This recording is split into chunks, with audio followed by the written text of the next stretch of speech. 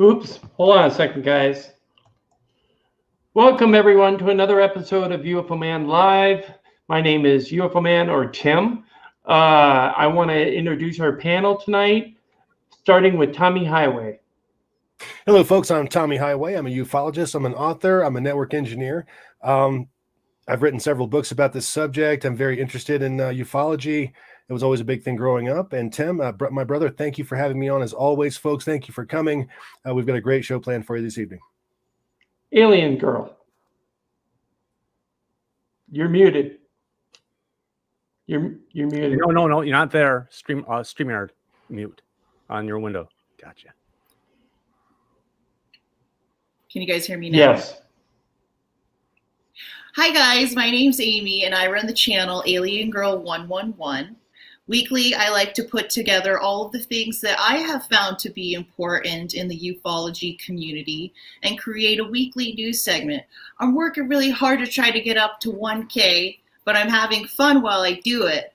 I really appreciate everybody who comes to the channel. I think we're having a lot of fun. I think you should come over if you like, especially smaller channels where people just kind of hang out and have fun. That's definitely what my channel is. So that's a reason I would think to subscribe. And I'm so grateful, Tim letting me be on your show.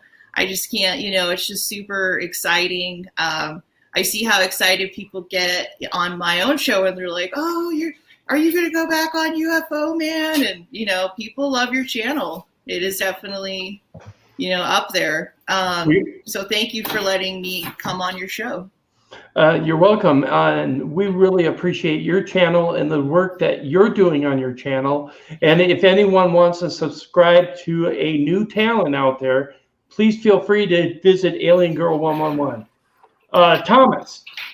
Hey, my name's Thomas FESSLER. I'm a technologist, ufologist, ancient alien theorist who's advocating for disclosure.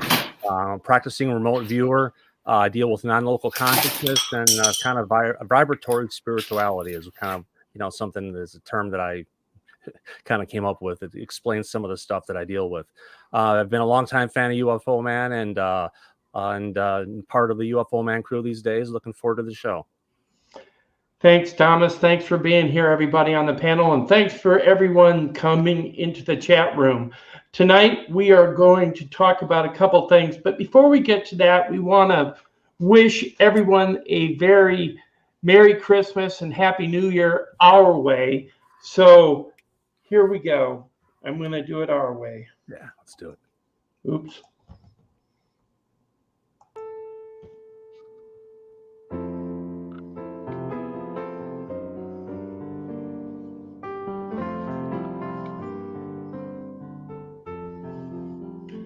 Merry Christmas and Happy Holidays to you and yours from the UFO Man team.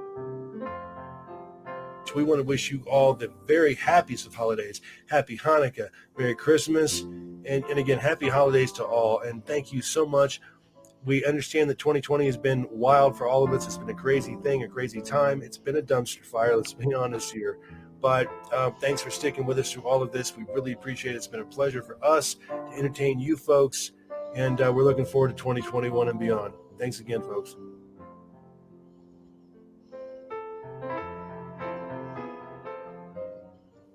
From Thomas and the UFO Man crew, a Merry Christmas to all and best wishes to all for a very, very great and happy new year.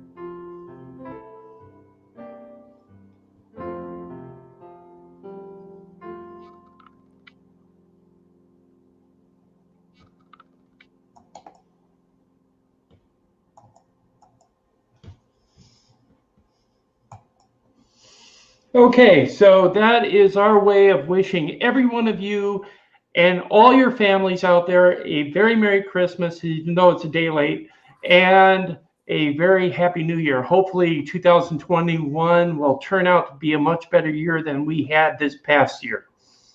And I think everybody on the panel would agree with that. Absolutely. How can we do worse? Oh, don't ask that question. Don't even go there. Don't ask that question, no. Okay, so tonight's subjects, we have two subjects. We're going to talk briefly about unidentified submerged objects, or USOs, and the underwater UFO phenomenon, along with looking at some underwater structures that Thomas from our UFO Man crew, he's in the bottom corner next to Alien Girl, he has found some structures underwater using Google Earth that he's going to show us that may indicate an alien presence or possibly an alien underground underwater base. One of which may have been where the original Nimitz sighting, the Tic Tac in 2004, was heading. And there's some information that he has to share that can back that up. But before we do that, we're going to play a clip by Thomas FESSLER, which is very awesome, by the way. And here we go. Let me get the sound checked. Go to it, and here we go.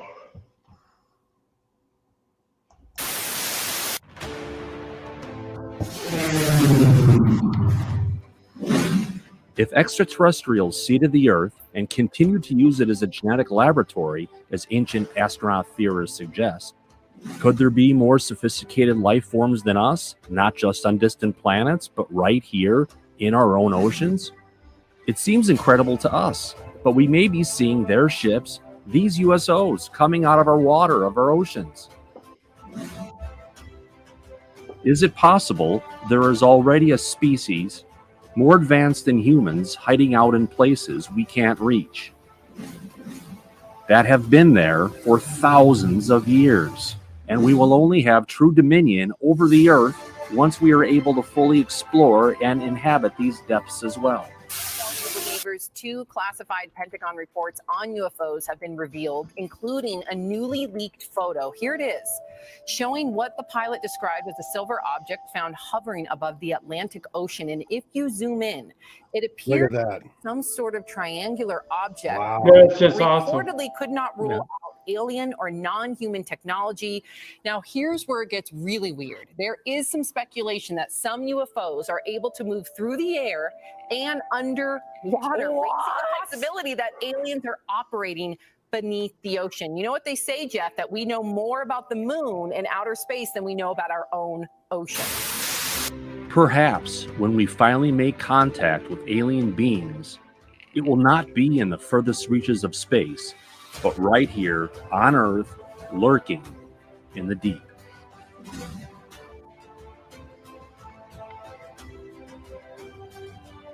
Very nicely done. Outstanding, Thomas. Outstanding. Very, very nice work. Yeah, that was great. That was really good. Sorry, hold on. Having troubles with my mouse for some reason. Yeah, excellent work, Thomas. Great content, great production value. I give you a thumbs up. Yep, that's a thumbs up. Yeah. You know, it's a subject that I've been involved in for the longest time. I've written video game concepts about this back in the early 90s, going for the Sega Genesis, Super Nintendo. It's something that I've just been aware of and known has been around, and be able to start actually coming at this from more of a, you know, professional level at this point, and really trying to push the subject matter, and kind of, you know, realize where are you going to hide if you don't want man to get to you? Where's the safest place you can possibly be? Go a place where mankind cannot go. Yep. And if the ocean rise up and wash over the shores, you're safe. Sorry, Tim, you were saying? Yeah, we can go pretty deep now with some of our submersibles, but I think the deepest they've gone is with an unmanned submersible. I don't know if they actually went to the bottom of the Marianas Trench. Did Cameron do that? I think he did. Did someone go all the way down in a manned vehicle? Yep, Cameron did. Yep. Oh, okay, Grant Cameron did. Okay, then that would be the only time they ever did it. And if that's the case, are we actually having vehicles that can, you know, survive that deep? Now, we don't know the classified depth of our submarines, so we don't know how deep they can go, right? So who knows? Maybe we're already down there. The Navy patents they have are for transmedia vehicles that can go through space, through the air, or through, you know, the water unencumbered. It's basically the same as what UFOs can do. So they do have patents now for transmedium vehicles, right? Yeah, in 2018. Okay, so we're bringing that information out for the first time here on UFO Man, and Thomas is the one who found it. So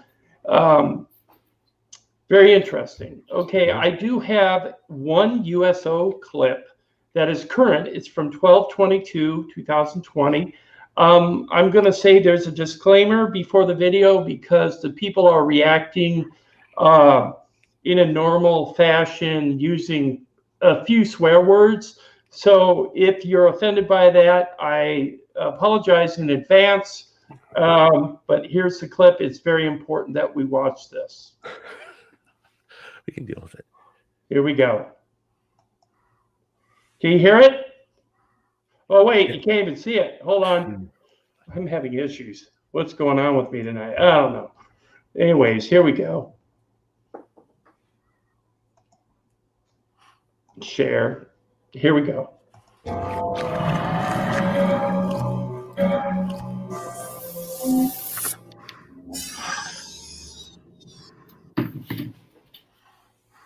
Oh, in the fucking making. Hey, videotape that shit. Dude, that shit is just That's rolling. a fucking video.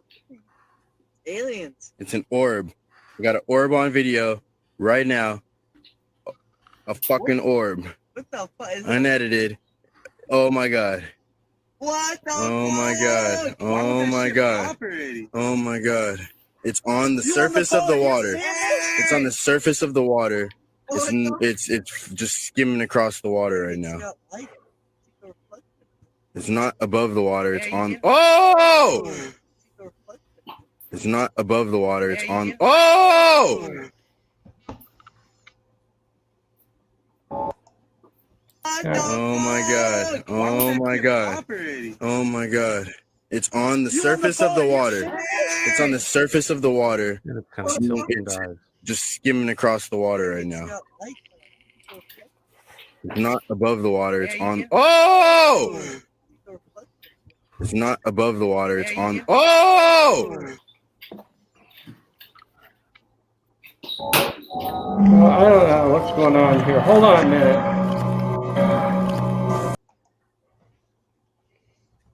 I'm having trouble. Okay. Anyways, they didn't anticipate that thing going under the water. It dove down. You couldn't see a splash. So it is exhibiting transmedium travel.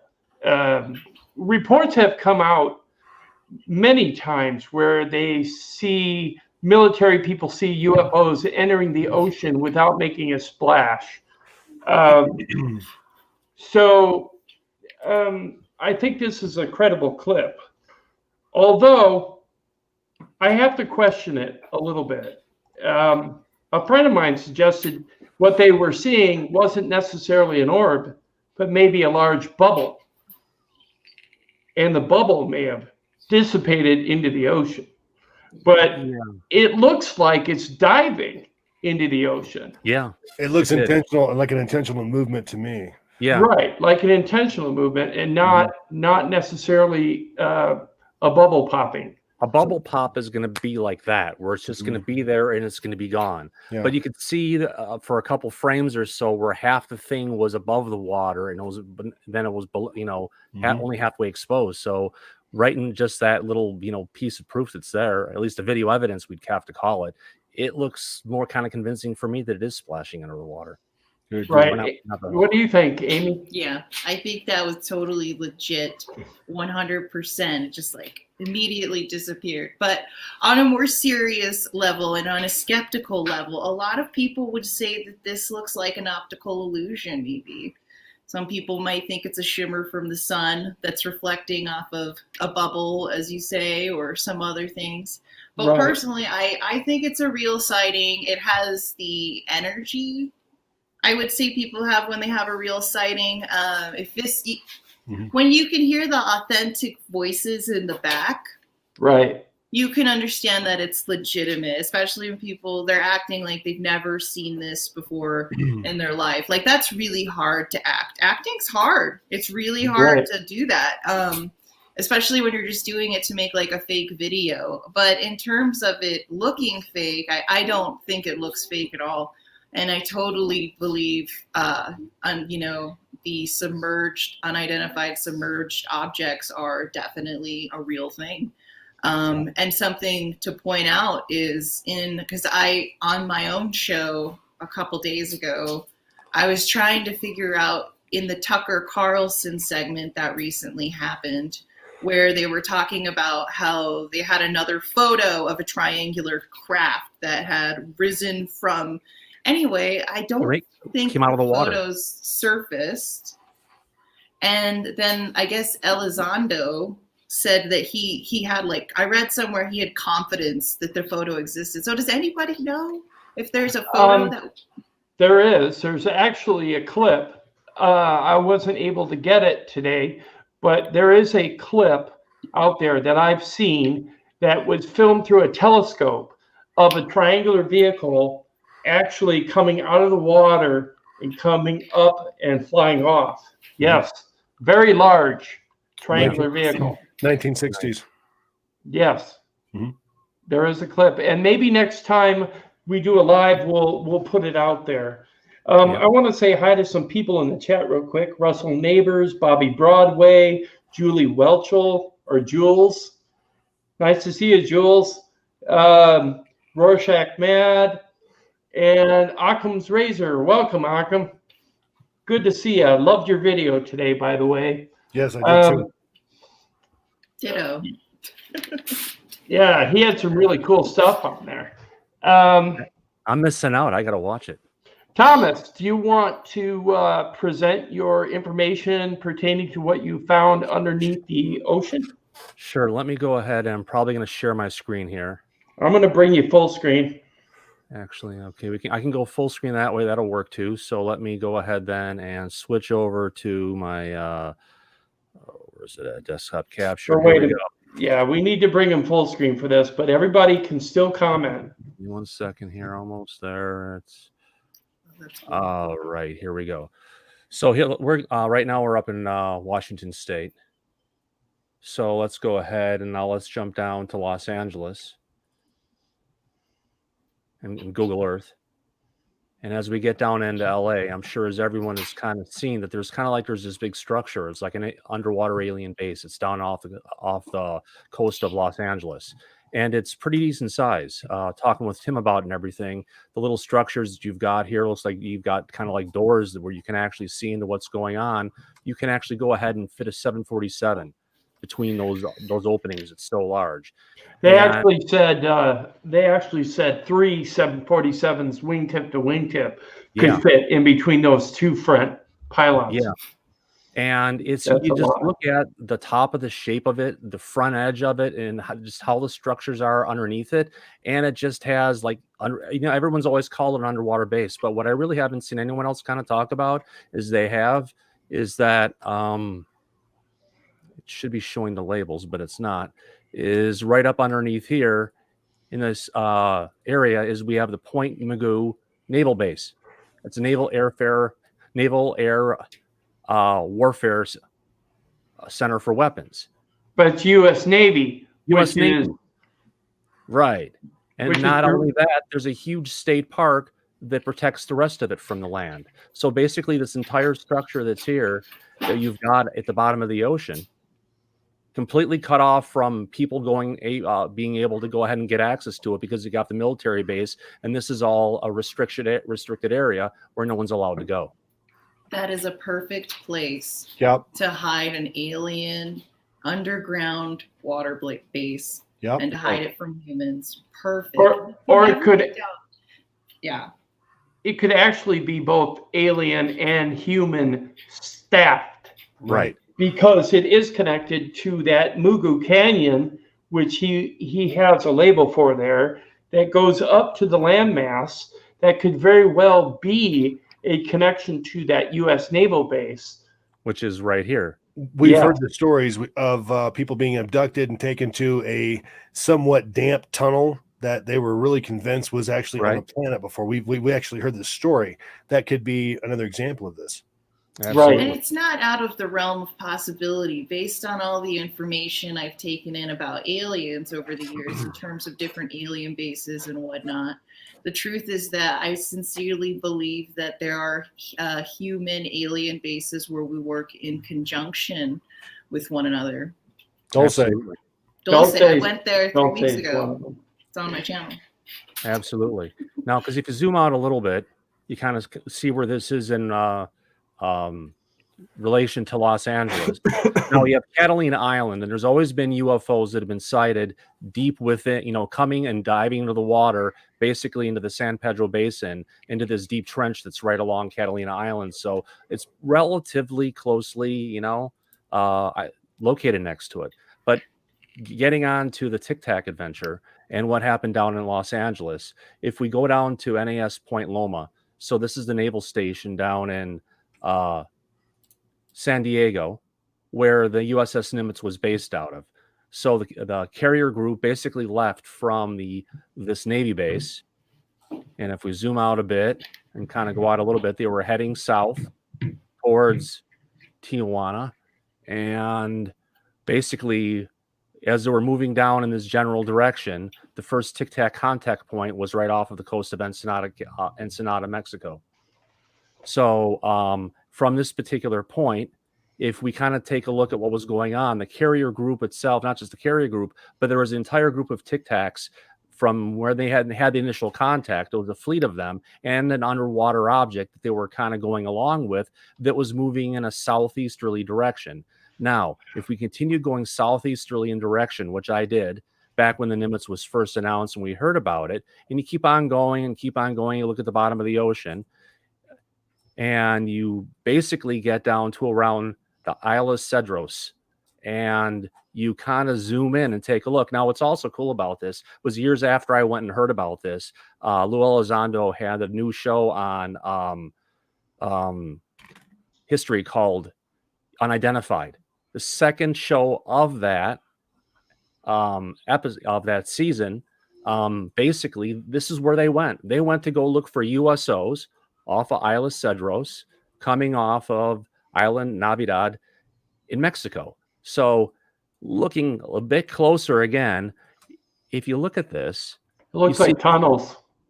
yeah, there's structures that are miles long and they're thousands of feet across. So if I were to, let me go ahead and mask this up. Let me get out my ruler here. And I want to do a point. Give me a second here to bring this up. I want to see the path from here to here. Show elevation profile. Uh-oh, let me go ahead and switch to that one. Here we go. So if I zoom out, we're taking a look at the points that are going across the screen. Actually, undo this. Sorry about that. All right. So you can see the overall shape of it. It's 6,000 feet deep on this side. It's, 5,500 feet on this side. But if you look at the shape, you almost got like a perfect shape going if going across a particular piece. So if I move it to another location, you can kind of see we've got that Can't same see the upper part. Right. Can't see the upper part of the screen. What a wonderful place for a tunnel. Right. So that's kind of where it is on the upper part of the screen. That's all I'm showing right now is going between these 2 points. But if you look at it, the overall shape of it is symmetrical. Now, the overall length of these that we're looking at, just going in as a distance, bringing it down, you've got things that are, how long? 4.7 miles long just in this section. But beyond just looking at the distances and the sizes of everything, let me go back to just capture. Sorry, guys. All right, back to here. If you look at not just are they perfectly straight, you have structures going that are complete 90-degree angles connecting with each other. They're thousands of feet across, bigger than an island, a lot longer than the islands that are there. So it's just like, we can't say exactly what it is, but is it suspect? Does it look natural? No. Have I seen any other structures like this on the ocean floor anywhere across the world? No, it's unique to this location. So is there something there? Well, maybe. It's where all the Tic Tacs and the USOs were headed towards, and it's where they even went investigated for the TV shows. So there's a high probability, because when they went out in here in a boat and they were trying to dive, they got kicked out by the military saying you're not allowed in here, and they had to pull the crew. Now this is new, brand new stuff that's in just this year. Google Earth, when updated their imagery, that if you look at this here, we've got another section that basically, again, straight lines, straight angles, stuff like this doesn't happen in nature. Now, yeah, some of that stuff though has been said to be underground military bases that run off the coast of some of these islands. Yeah, that they crisscross underneath the ocean floor. Now, some of them obviously could be a structure that has an alien presence. Whether we can verify that or not is hard to say. But what I could say to you, Thomas, is this. There was a comment in the chat from Sergeant Schill where he says you can't use straight line graphing to really understand terrain. Yeah. Correct, but I've been going and doing a ton of research into all the imaging and all the different types of sonar technologies that they're using, what Google is using for this, what the C2022 initiative is using, and using multiple sources to go ahead and look at this. So you can use this as a grain of salt, take a look at it, but the depth information is there, and it doesn't lie. Right. Okay, that's why I wanted you to explain. Yeah. Yeah, okay. Absolutely. I'm more than happy. I mean, and the thing is, anyone can look at this and say, I'm a crackpot and don't believe any of this stuff. And, what the hell is he taking a look at? But I'm just saying, take a look at here and look at some of the stuff that's going on in here and just say, does that look natural to you? Have you ever seen anything like that? Whether it's made by, a sea life or made by volcanic action and that. No. No. Yeah. Agreed. Now, talking about aliens on the sea floor, let's go take a look. We're going to jump across to the Indian Ocean. Fastest plane trip I've taken. Yeah. So this is an area right off the coast of where the Java Sea is, and Mount Krakatoa just blew up again. And I've been over in here checking stuff out because one of the top researchers for Egyptology has been looking over in this particular part of the earth for ancient Atlantis. So going around, looking at the seafloor, letting things find me. One of the structures as I was going and checking out this area where there's a whole bunch of terraced ramps and things going on. If you've ever seen shots of where is it, down in Peru, where they've terraced all the different, you know, took it out of the soil, and not even the soil, out of the rock, and created all these terraced areas. So as I was seeing all these different terraced areas that were kind of going in here and stuff that, again, doesn't look exactly natural, nothing else like it anywhere else on the planet but here. But coming into it, I had this structure kind of jump out at me. You can kind of see you've got shapes of an eyes, you've got an overall shape of a face kind of going in here, and it could be nothing, it could be something. The stuff that I've shared with my friend, they're actually got a CRUZ going and checking out some of this stuff because this aligns exactly with what they're working with right now. Now, even more amazing than this is if we take a little jump, you know, a little bit further, a little about further west to where is that at? Before you do that, Yeah. you got a comment from Sergeant Schill. He says you can't really. I got to go up again now. The chat moved. Hold on. You can't really go by Google Images resolution, publicly available images, then, because they can be skewed and inaccurate. Anything can. The data that they're using is coming from SIO, NOAA, the U.S. Navy, the NGA, and the GEBCO. So all the different data that we're currently looking at, none of it's from Google.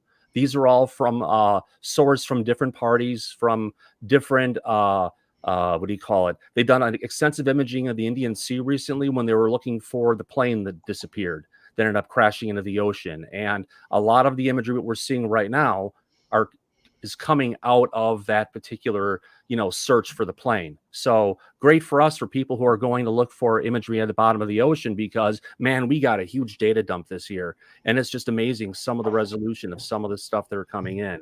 Because if you kind of take a look at this here again, you can believe it, you're not, but everyone I've shown this to, you look at what we're looking at on the bottom of the ocean floor, and you tell me that does not look like writing, like some kind of ancient characters, some kind of something that's there, because you have equidistant spacing going between the characters. You have things perfectly vertically and horizontally aligned. Now, what the heck this is, I have no idea. Again, have I passed this on to the experts? Yes, because this is well beyond my imagination, because it just looks too freaking cool. And what do you guys think? It looks like writing to me. Now, I don't know what type of writing. It almost looks like cuneiform, Yeah, a little bit. But as we do know, there's a lot of civilizations that have been swallowed by the sea. yeah. So it could be any number of different type of languages, if it is indeed a language. What's cool about this is it's 5,500 feet. It's over a mile beneath the ocean. So Yeah, this has got to be really freaking old. I wonder how deep the actual engravings or the carvings or whatever you want to call those are, though. They're hundreds of feet deep, or like 50. Yeah, they're like 100 feet deep or so. I could go pretty up. impressive. Yeah, absolutely. It's large. It's huge. It's showing up. It's there, and the data is there to kind of show what it is. So again, the data could be wrong. The data could be right. Now, that's up to anyone to go ahead and choose, and whether they like it or not. But, you know, again, take it with a grain of salt, just sharing some really cool stuff that we're finding on the bottom of the ocean, and stuff like you'd see a lot of the cool things that they're finding in Antarctica now, because you've got people who are going out there and looking at the information that's out there in great detail. And when you see something cool, now the next thing I'm going to show you, same basic area by the characters, is something I call a face silhouette. Let me go ahead. Yeah, you can see it. Turn sideways. Let me take and see if I can turn that sideways. There you go. That could be pareidolia, where you see a face. Yeah, that's what they said about the man on the face on Mars too. Yeah. We don't know. And the thing is, it's right in the same location where all the stuff is. Now, here's the real kicker that blew my mind the other day. I don't have the image to show it, but if we zoom out, give you guys a kind of an idea of where we're at right now in the overall Earth. We're in the middle of the Indian Ocean. Let's get us reoriented here. Whoops. Let me just get in here again. All right, so there's Australia, we have India, and we're right here. Now, currently, the magnetic poles are drifting. I know this is a little bit away from aliens, but this is the coolest thing. The magnetic poles are drifting, and they're going to come together when they go ahead. The poles go to flip. The place where they come together, right there, right in the spot we're looking at, like right in this particular area right here. So does it have something to do with the poles flipping in the past and different things that have happened and someone trying to give us a message to let us know? Could be. It's just, you know, a lot of coincidences all happening at the same place. So that's my kind of stuff, talking about the ocean floor for tonight, showing you some of the kind of stuff and some of the structures that are out there.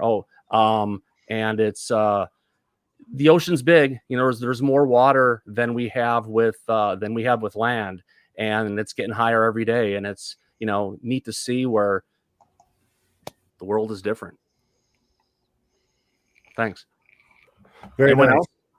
Very nice. Actually, very well done. Very well done, Thomas. Yes. Very nicely presented. Impressive. Very nice. Very yes, good. very good presentation.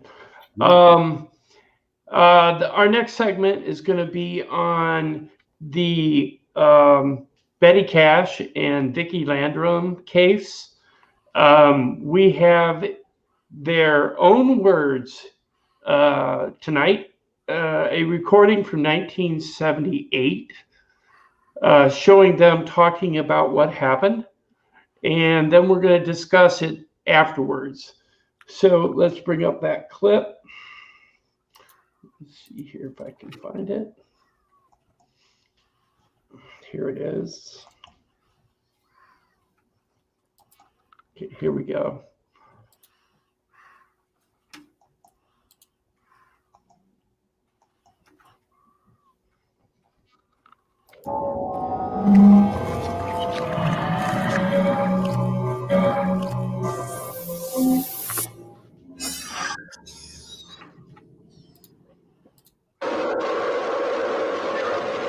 In the last 40 years, technology has moved us from an earthbound existence straight into the outer reaches of space.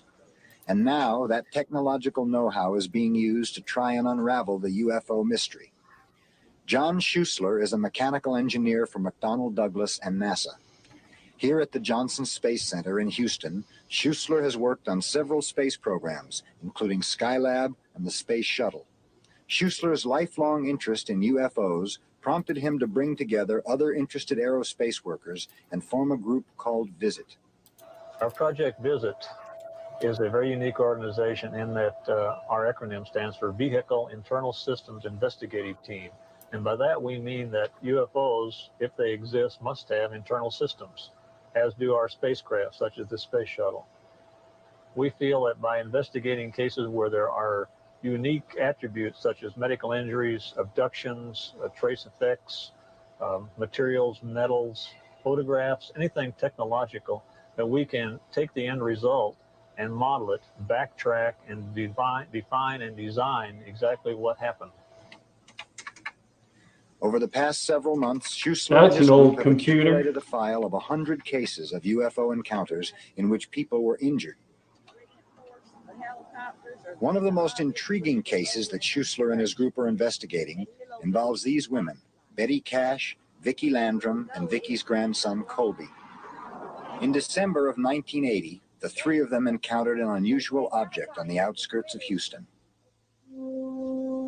We had been driving out this country road, which it is a very desolate area, and all of a sudden we seen this object.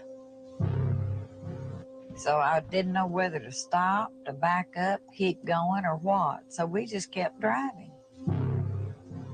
We thought, well, maybe it's an air balloon or something, you know, weather balloon or something. But the closer we got, we could tell that either it was going to be us or it, because it kept getting lower and getting hotter. And this object come down almost to the treetops, almost ahead of us, and I screamed for Betty to stop. And I think if she hadn't stopped and we went on under it, we would have burned up.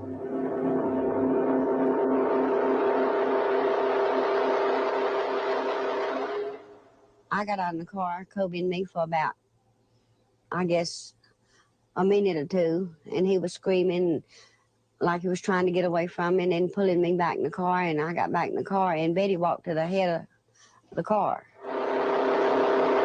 I thought it was the end of time because I've always been taught the Bible says the world will be destroyed by fire, hell and brimstone. Well, how did I know that the hell and brimstone wasn't right there with it? And as hot as it was, if hell is any hotter, God forbid I want to live a good life. Wow. Yeah. It was just, Wow. it was just almost unbearable. Powerful statement from a God-fearing woman. I kept trying to calm Kobe, and I couldn't.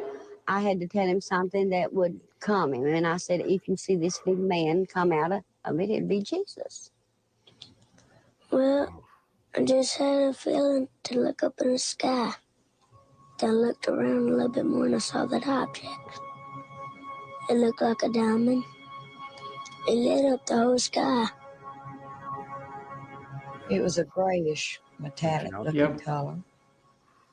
But yet the flames that was throwing out was a reddish, yellowish looking glow. Besides the strange object, they all claim to have seen several helicopters hovering around it. Just about the minute that I got up close enough to really make the shape of the object, whatever it is, the helicopters were there.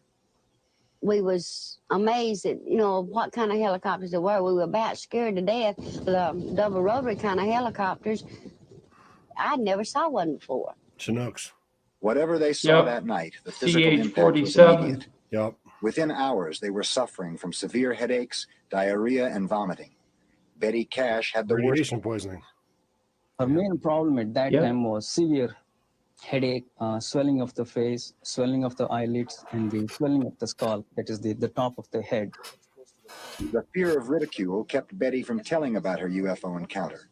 But weeks later, patches of her hair falling out, she told her doctor about the incident. Specialists were brought in, including a dermatologist and a radiologist, to run tests. They all turned up negative. John Schuessler and his group started their own investigation several months later.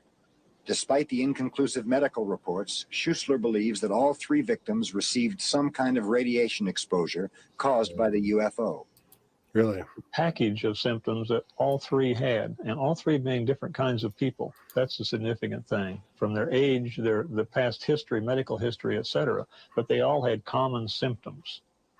The common symptoms all manifested themselves right after the incident, starting within hours. And what about the helicopters that were supposedly hovering around the object? Schuessler's investigators found other witnesses who saw them. The helicopters must have been military if they existed. That has to be a given. There are no civilian operations of CH-47 Chinook-type helicopters in the Houston or Gulf Coast area. Major Dennis Hare is a commander with the National Guard at Ellington Air Force Base near Houston.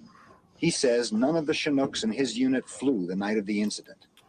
I personally was not up in the air that night, and to the best of my knowledge, no member of my unit or the aircraft that's under my command were up in the air on that particular date.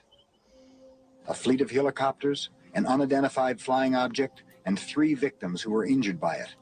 What do they all add up to? No one is sure. Schuessler and his group think that one possible explanation is that our government may have been testing a secret aircraft that night, powered by some type of microwave propulsion system. The craft may have gone out of control, almost touching down when Betty, Vicky, and Colby saw it. They have what would normally be seen from a heavy dose of microwave and possibly an X-ray component. And we do know that pulsed microwave gives off an X-ray component. But if the military is involved, they deny it.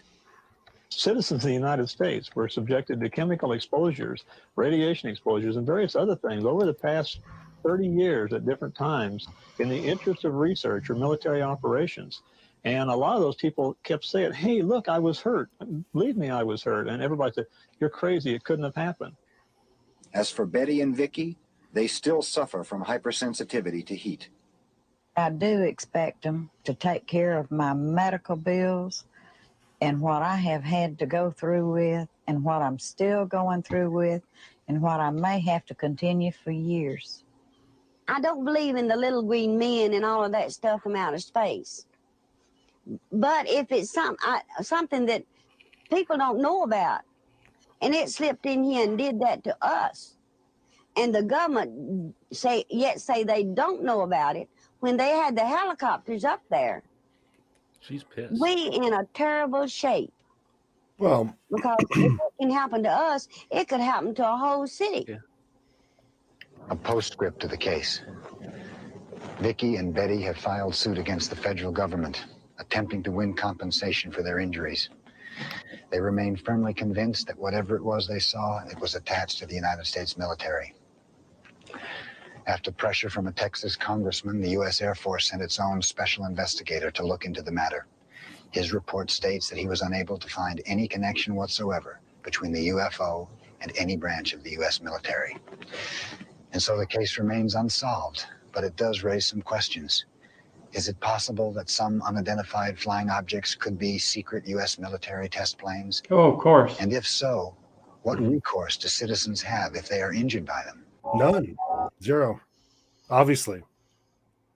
Okay, I got some information to share. Sergeant Schill was asking whether they won the case that they filed against the U.S. government. No, they did not. It was dismissed.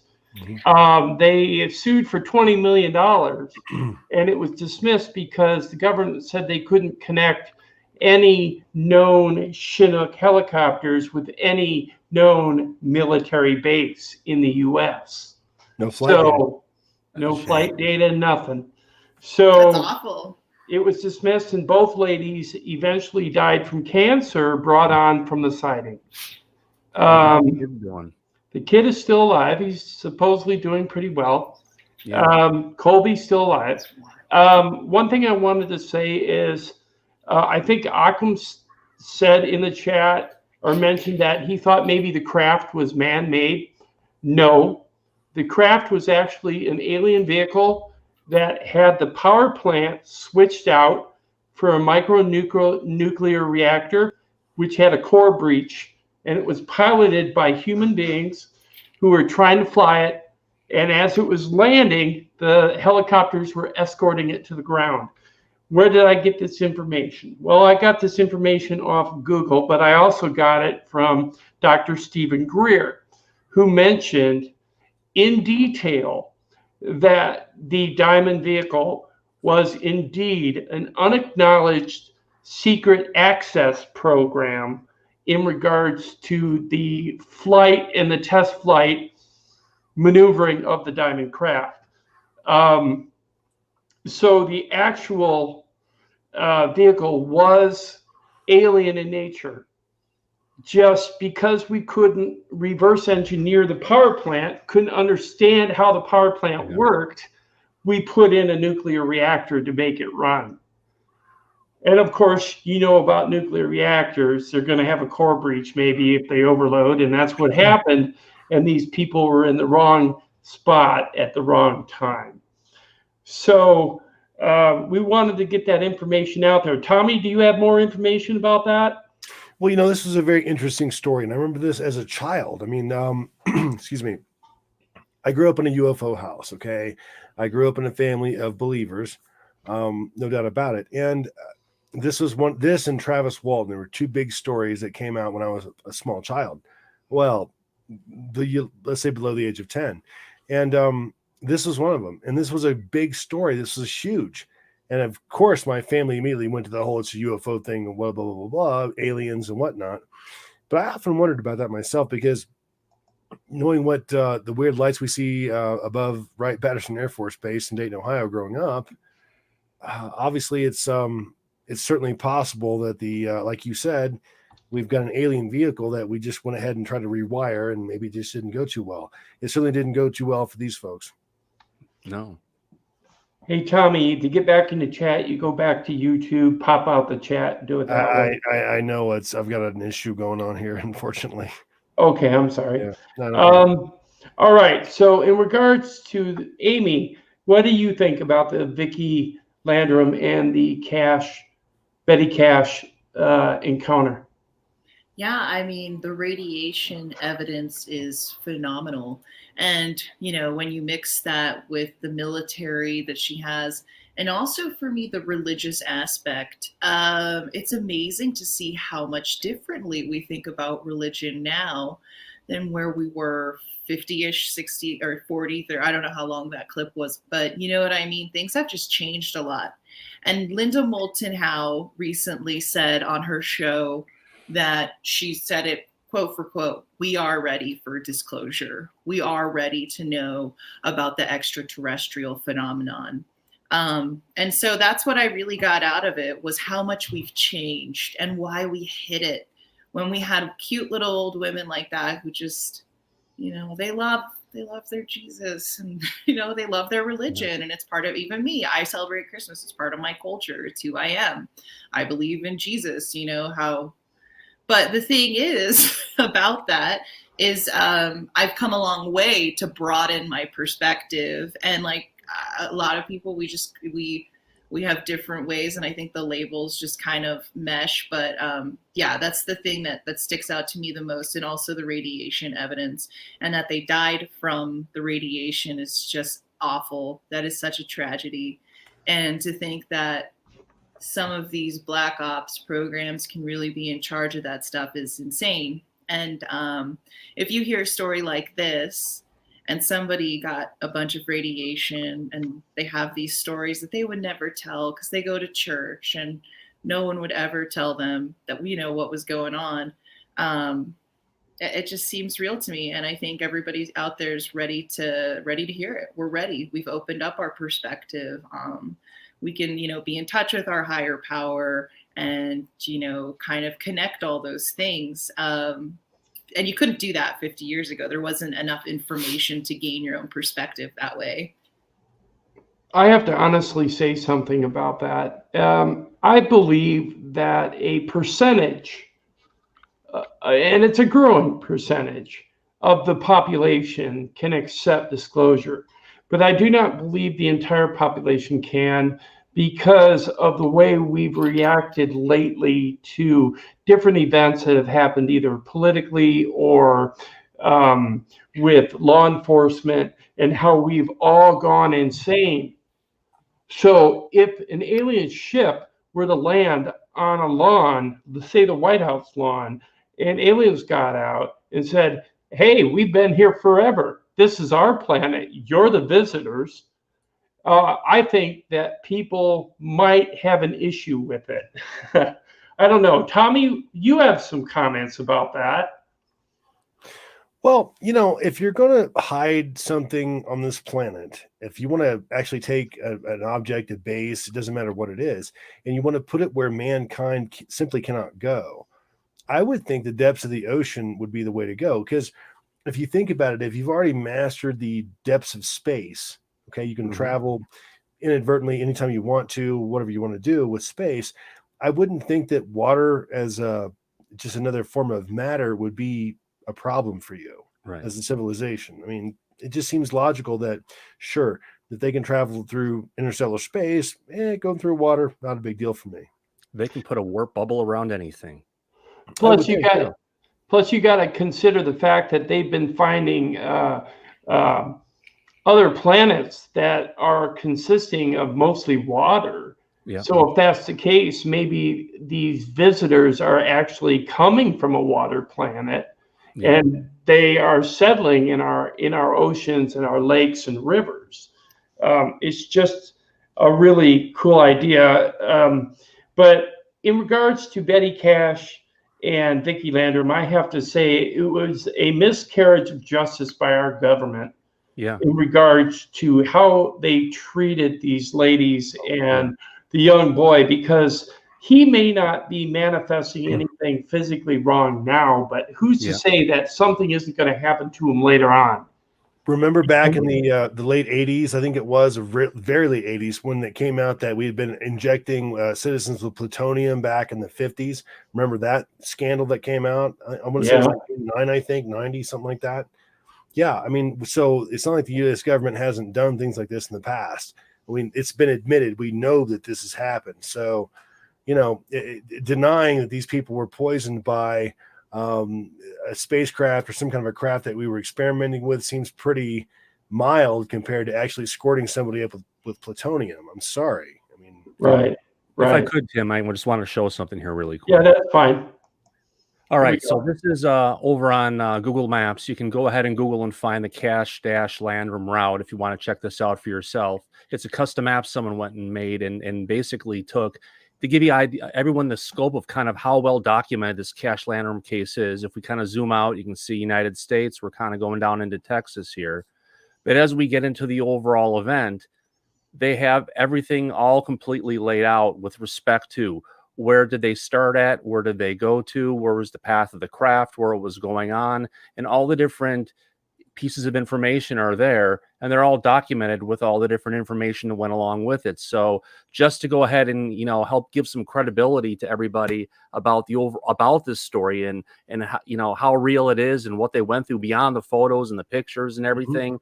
We've got it documented with just all the different, you know, places of where things happened. And, you know, 23 helicopters were counted at this particular location.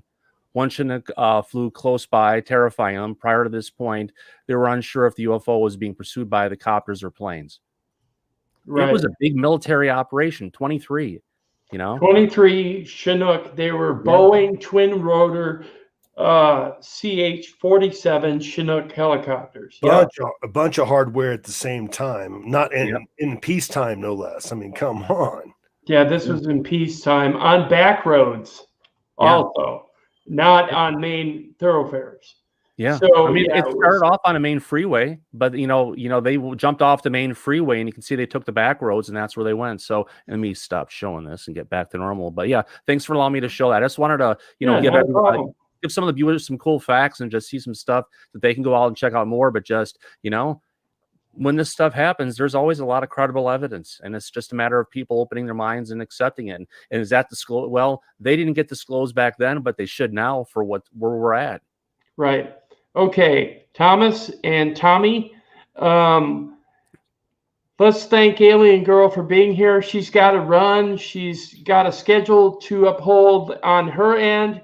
So we want to thank Alien Girl for coming into our stream and on our panel. And you're more than welcome to be here anytime, Alien Girl. We really appreciate you here. Thank you. A million thank yous to you guys. Thank you so much. Yeah. And I will see you guys all next time. And next time I see you guys all, it'll be 2021. Yeah. So I will see you all in the new year. And we'll see you next year. You should have us on one of your streams. Yeah. Well, what's fun is now I'm opening up StreamYard to just like do call-ins, you know. And I did it this last week, and it turned out really good.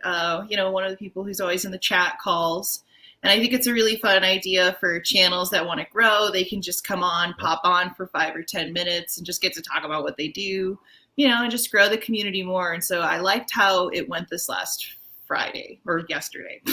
Tommy and I already are thinking about doing a call-in line. We're looking at doing a couple different lines. One is a regular call-in line, and what's the other one, Tommy? A trucker line? The truckers. The truckers. They see everything. My father's a trucker, and those guys all have cameras in their windshields and all that stuff, and it's a great big view, and they're all over America all the time, and they see all kinds of really cool things. And we thought, and Tim and I have been talking about this for what, a year or so now, Tim? About a year now, yeah. Yeah. And, you know, this seems like the perfect group to target to say, hey, listen, guys, show us what you're seeing. We will keep you absolutely anonymous. You know, you get the son of a trucker here guaranteeing that. And, but just show us your footage, show us your files, send it in, call us, and that kind of thing. Exactly. So you guys, if you want to come say hi on the show, come on down, especially people I know. Mm-hmm. Thank you. I only can do one person at a time. And so it's really cool when it's people that, you know, I know and that what they're all about. Okay. All right, guys. I'll see you guys later. You take care. Bye. Take care. Okay. Now we're going to show a little bit of a UFO review. We have some really interesting clips. We're going to play a few, and then we're going to take closing comments. So here we go. Got to get this brought up here.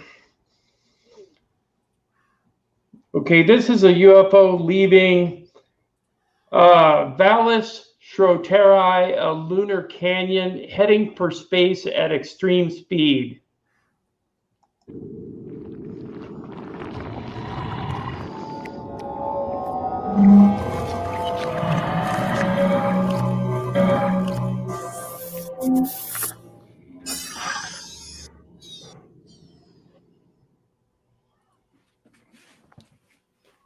Now you'll see it. Wow, look at that. Yeah, it comes out of that little white canyon there. Yeah, linear in a hurry. So look at that. Just absolutely linear. Look at that. Wow. Great footage. Yeah, it just launches right out of there. Yeah. It's like the gravity of the moon has no impedance on it. It doesn't. That's not a rock. That's something else. It's almost like a faster acceleration when it's first popping out. Yeah, deliberate movement. Yeah. That's cool.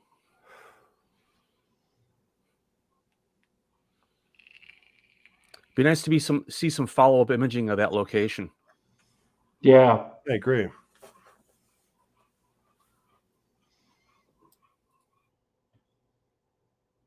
According to the person that filmed it, it's called the Valles, V-A-L-L-I-S, Schroeterei Lunar Crater, or Lunar Canyon.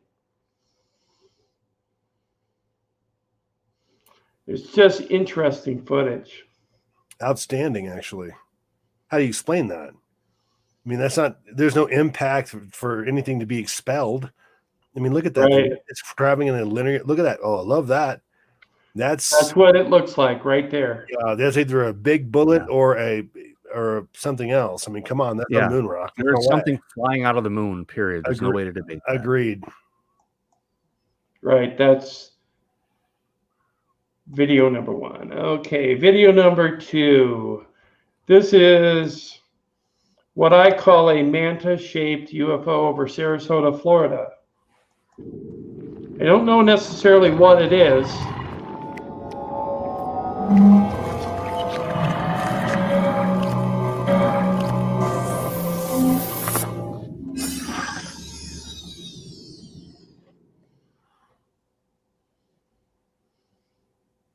Hey guys, it's UFO Man. Here's an odd object that was filmed over Sarasota, Florida.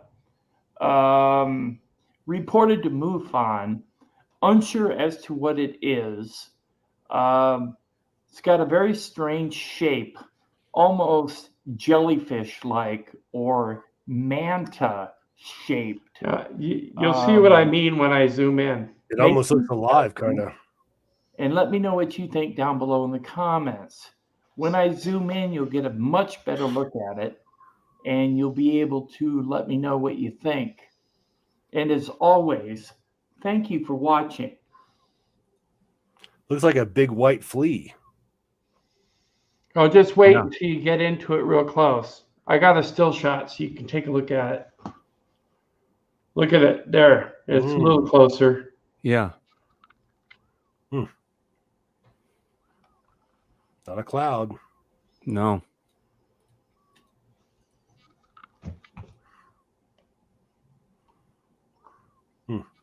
Interesting.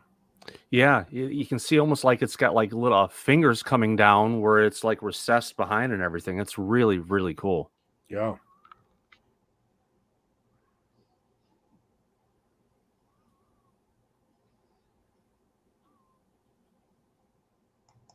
Okay. There it is right there. Tim, just to let you know, Tim, this is weird, but I can't even get into the chat via my phone. Well, I don't know why that is. It is weird. Yeah, that's weird. Yeah. So, okay, that's that one. Next one is an egg-shaped UFO caught over Norwalk, Ohio.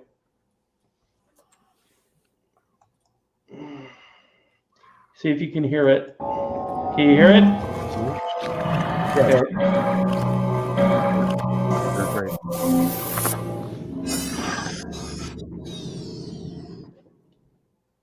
Hey guys, it's UFO Man. Here's a clip coming out of Norwalk, Ohio, dated 8/18/2020.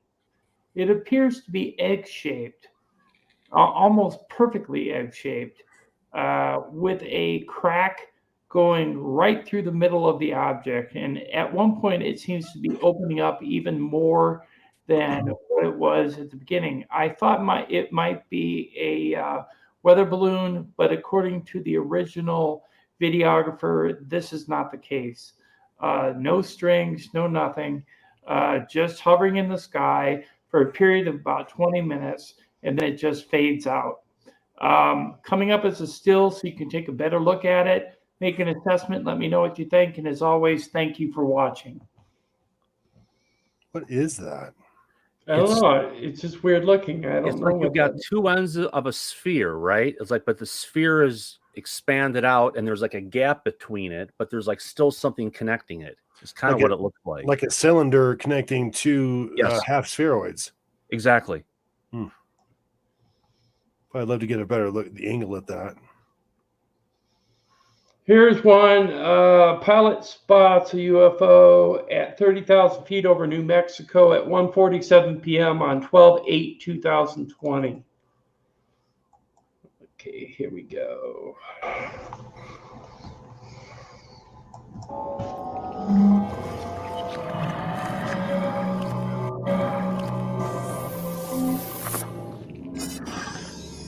This one's kind of cool.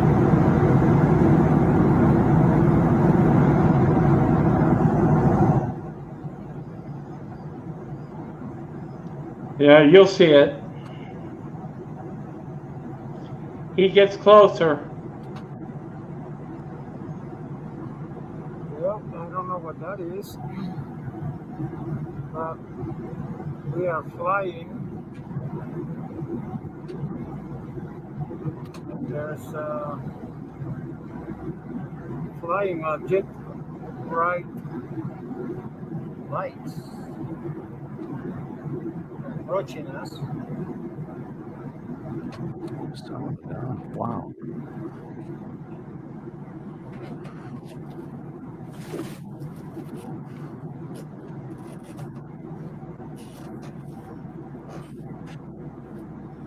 Yes. Lights are becoming brighter and brighter. Interesting. Look at that. Wow. That's amazing. 27. They've got like at least one ring around it. What the hell is that? 27 to 30,000 feet. That's not a reflection off aluminum. That's something else. I don't know what. Yeah. Yeah, you can see as it rotating or something, you're getting a change going in the lights. I agree.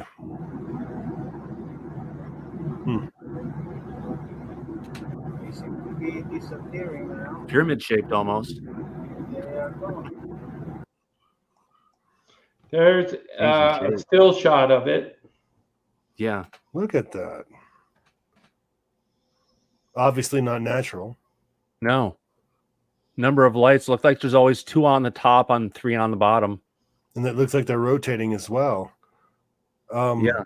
Definite maybe on this one. Definite maybe. Yeah.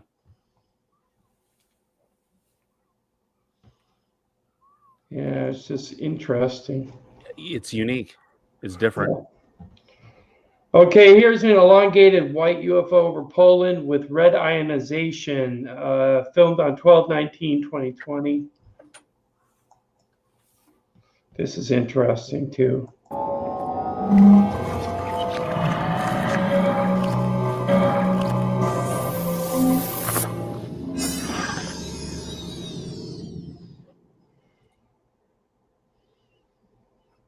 Okay, there's no sound to this one, just images.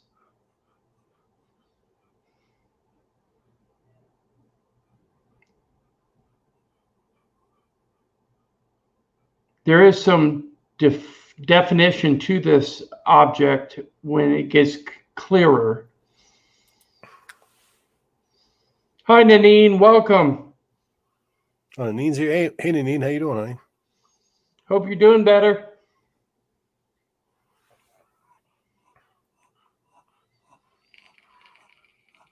Okay, I'm going to show you several still shots here shortly. It's slightly, almost like it's slightly, undulating. Yeah, I think so too. That red ionization is a little weird.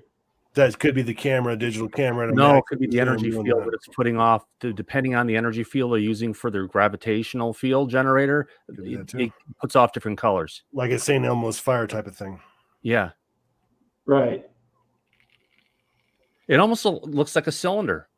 I mean, look at that. If you look at the white shape that's there, and then you've got the ionization field coming off the different parts of it. I'd call it a cylinder or a slightly angled triangle, but probably a cylinder. Yeah. Well, it's got a weird like head to it, and then two segments here. Yeah. It's just weird looking. Yeah, that's it's not exactly symmetrical, I wouldn't think. No, it's just different. Yeah, like you're saying, it's just got that area where it's gray, and it's almost like it's a different type of material or something. Or it could be parts that are generating more of a cloud layer around it. Because one of the things that they also found out recently, Tommy, at least I have some reporting I've heard, is that the gravitational field that's created around these crafts actually creates fog, no matter where it's at. Ionization, I would think. Yeah, it's because there's a drop in pressure around where it's at, and that drop in pressure results in the generation of fog or clouds or whatever. That's why sometimes you'll see UFOs up there in the clouds, and the clouds are just billowing up around it. It's because they're creating it. Right. Not on purpose. It's just a side effect. Natural interaction with our atmosphere kind of thing. Yep, exactly. It's very interesting. Yeah, it is. I mean, behind my head, it's freaking clear. It's, I call it credible. What do you think, Tommy? Definite maybe. Yeah. That's the best rating I can give one. Definite maybe. Yeah. This is an odd UFO over Cancun, Mexico, 10/10/2020. First appearance was over Cuernavaca, Mexico on 1/26/2020. Here we go.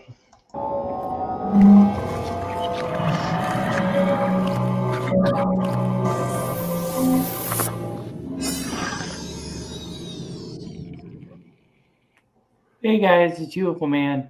Here's a clip coming out of Cancun, Mexico, of an odd spinning object that seems to have what looks like protrusions coming out the side of the disc-shaped vehicle, reflecting sunlight on 10/10/2020. I gotta stop it here for a minute. A lot of people thought that it might be a balloon, but the thing I have an issue with is that it's rotating. It's not just undulating in the wind or being blown back and forth like a balloon would. This is actually rotating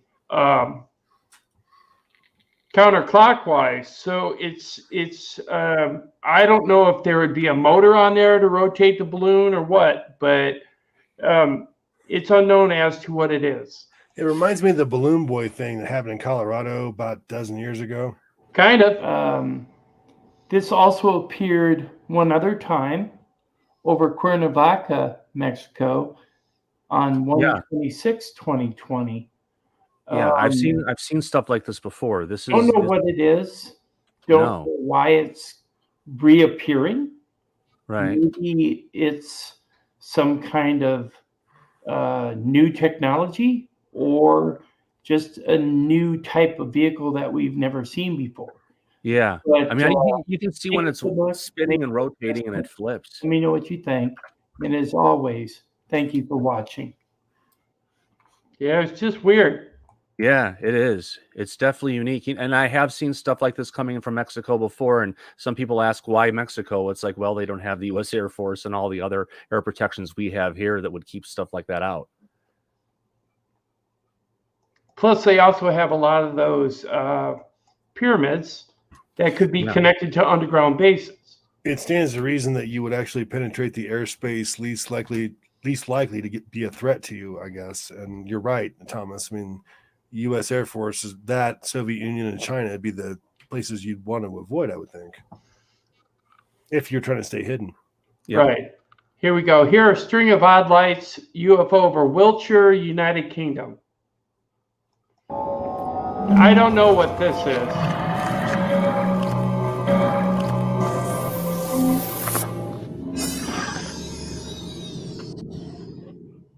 So I'm trying to film this object that has been over my house for half an hour. When I zoom the camera into it, it's the weirdest fucking shit I've ever seen.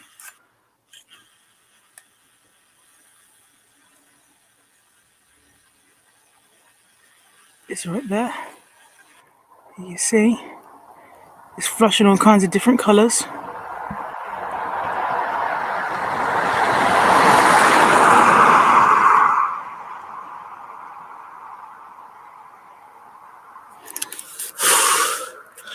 I have no idea what it is.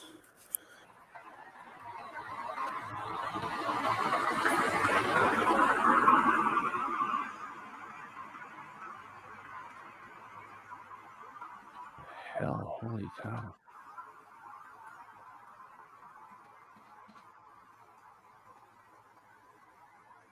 She's actually outside, Occam, filming this. She's not inside, so it's not a reflection.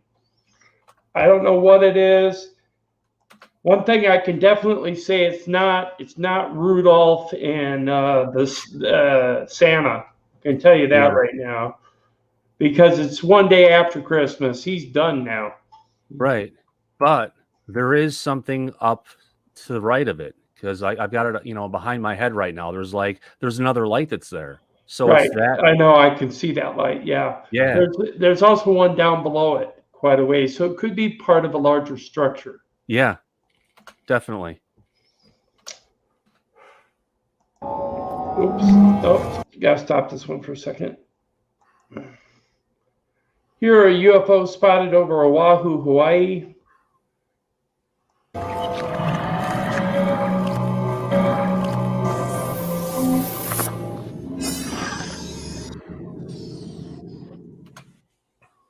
Hey guys, it's UFO Man. Here's a clip coming out of Oahu, Hawaii, of multiple lights appearing and disappearing over the city. Take a look, make an assessment, let me know what you think. I love this. I love it.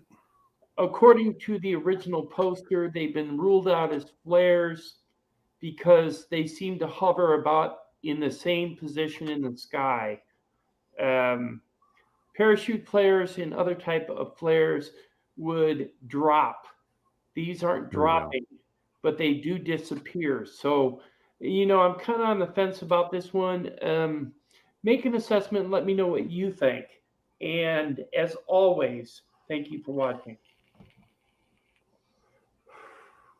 If I may, I don't like this for chemical lights like flares or whatever. I don't like it for a couple reasons. Number one, like you said, they tend to hover. Number two, there's no smoke trail that we can see.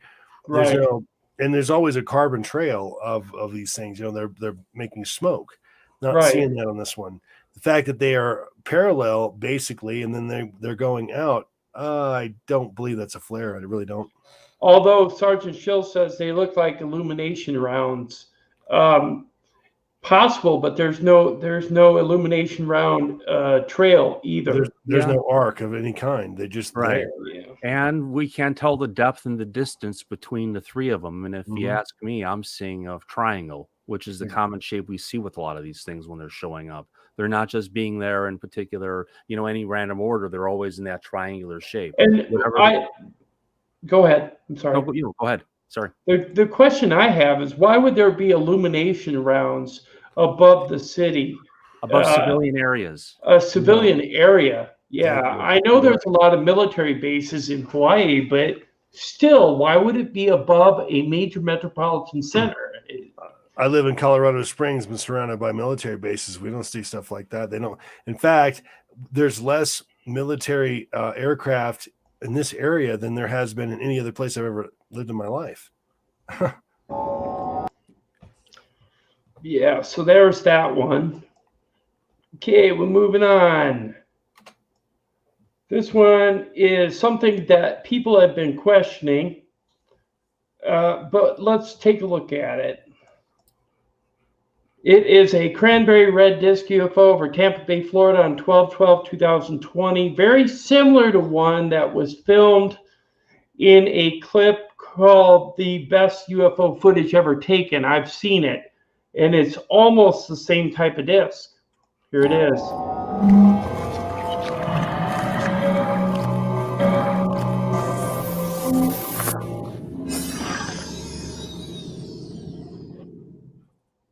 Hey guys, it's UFO Man.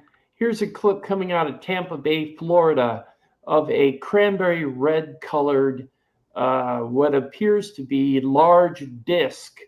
Take a look at it, make an assessment, let me know what you think. According to the original videographer, there was absolutely no noise. It hovered in one place for a period of 5 to 7 minutes. There was a steady northwest wind, and the object did not move other than to flash its lights around its outer perimeter. Make an assessment. Let me know what you think. Coming up will be a still image so you can get a better look. And as always, thank you very much for watching. I've had some work with this UFO, Tim, and I've got the image up behind me. I've taken what you have and I've gone and put an additional layer, some of the existing detail that's in the image. And yeah, right there. Yeah, right there. And you can see just overall going around it, you can see we've got this round tubular structure, and then you've got one support on the left side kind of connecting the two, but then you've got another one kind of on the top. It almost looks like it's, you know, coming across on, we're more on the top, and it's an amazing picture. Yeah, it could very possibly be a large drone. Yeah. But it doesn't show any nav lights. That's the thing that I have a problem with. Other than that, what appears to be it's still unidentified. I can't verify what it is. It's incredible footage, whatever it is. Yeah. According to the person, it was like 30 to 40 feet wide. So I don't know. I don't know what to say. You have to make your own judgment call in this regard for this clip. Yeah, there's like a support going across right here, and then you've got another one kind of going across here, and it's consistent. But then you get the lighting that goes around the edges almost as it's being there. So it looks cool. Right, it is pretty cool. Okay, we're on to our last UFO clip of the night. It's from Toledo, Ohio. It's completely silent. It looks like one I've seen before, so I'm going to bring it up so everybody can take a look at it. Here we go.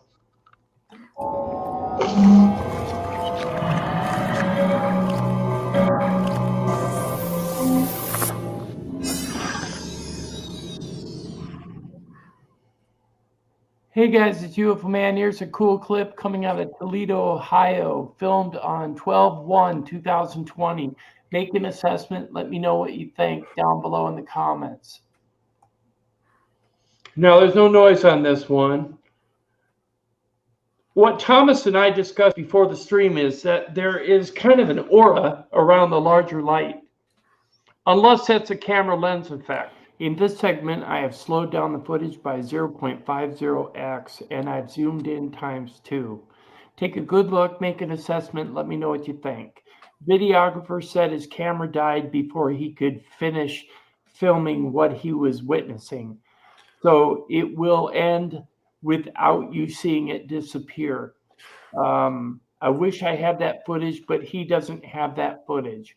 So coming up are 2 stills so you can get a closer look. And as always, thank you for watching. I mean, B-52 bomber, optical illusion from the camera. The light on the rear is probably brighter for whatever reason, better angle on the camera, maybe. I don't know. You think it's a B-52 bomber? I think it might be, man. Well, the large light, though, what would that be? And when you watch weird, the light, weird, the weird light angle. actually has like a corona effect kind of going around it, where it's almost this pulsating kind of thing that's kind of going around. So it's just not like a regular, you know, If it's a B-52 bomber, it'd be flying on edge. I've seen, I don't know, just something about it. I've seen that silhouette before, and I just want to say, yeah, it's unknown. Yeah, I want to say man-made on that one. Okay, well, we'll go with what you say. It could be either or. We don't know for sure. That's why I play these videos, so that we can take a look at it. Yeah. Okay, let's go here and go to.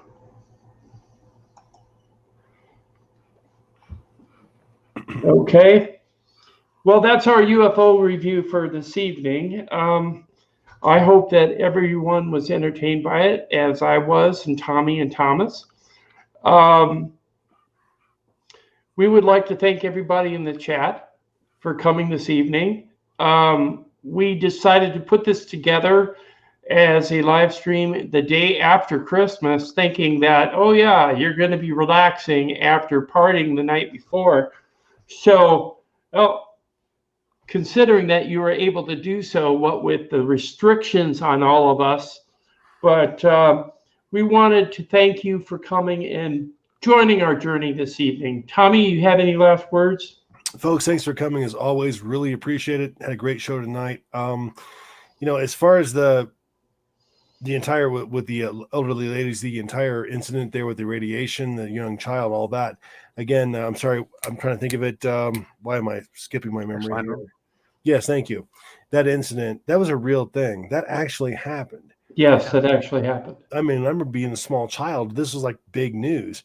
And it was aliens, it was US government. There was like the whole debate that we're still having right now today was going on back then, right after this thing happened. So it's a very interesting story. Thomas, you put together a great show this evening, a great segment. Oh, yeah. Thank you for that. Fantastic. It was great, Thomas. Wonderful Excellent. work. Thank you for your assistance for that. Great. And again, folks, thanks for coming, and Happy New Year. Thomas. Thanks for everybody. Thanks for coming. And as Tommy was just saying, as the producer Remy would say, hey, we're thinking maybe we might have something around here coming on as a New Year's show. So if there's something you guys want to hang out and be part of, UFO Man, it's not on the books yet. We're thinking about it. So right, we're thinking about it. Yeah. Yeah. But it's good to connect with our people. Let them know now if you don't have anything else going on, we don't have anything else going on. We're all freaking having a COVID Eve, so we may have some fun stuff planned. Yeah, we might. Yeah. And we want to thank you all for being here, and roll credits.